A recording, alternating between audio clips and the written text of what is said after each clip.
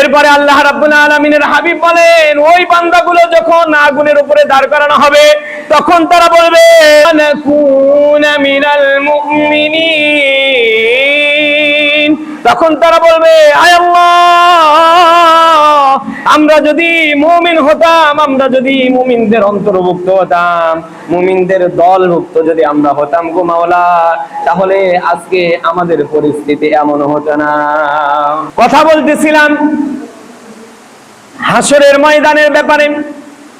আল্লাহ রাব্বুল আলামিন কোরআনুল কারীমের ভিতরে বললেন, ওয়ালাউ তারা ইয ওয়াকিফু আলান নারি ফাকালু ইয়া লাইতানা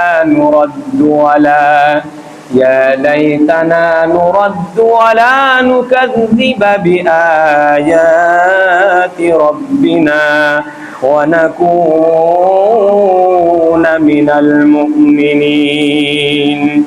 আল্লাহ রাব্বুল আলামিন বললেন, ওয়ালাউ তারা ইয ওয়াকিফু আলান নার, আর যদি তুমি দেখতে, রাসূলকে আল্লাহ রাব্বুল আলামিন ডাকতে বলতেছেন, ওয়ালাউ তারা ইয ওয়াকিফু আলান নার, যদি তুমি দেখতে, ফাকালু ইয়া লাইতানা নুরাদ্দু, তাদেরকে যখন আগুনের উপরে দাঁড় করানো হবে, যখন তাদেরকে আগুনের উপরে দাঁড় করানো হবে, তখন তারা বলবে, হায় আফসোস, ওয়ালা নুকাযযিবা বিআয়াতি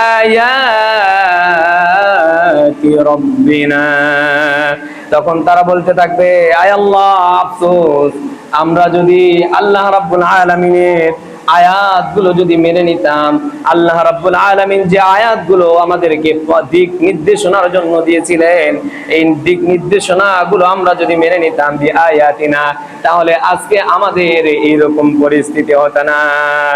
এরপরে আল্লাহ রাব্বুল আলামিনের হাবিব বলেন, ওই বান্দাগুলো যখন আগুনের উপরে দাঁড় করানো হবে তখন তারা বলবে, রব্বিনা ওয়া নাকুনা মিনাল মুমিনিন। তখন তারা বলবে, আয় আল্লাহ, আমরা যদি মুমিন হতাম, আমরা যদি মুমিনদের অন্তর্ভুক্ত হতাম, মুমিনদের দলভুক্ত যদি আমরা হতাম গো মাওলা, তাহলে আজকে আমাদের পরিস্থিতি এমন হতো না।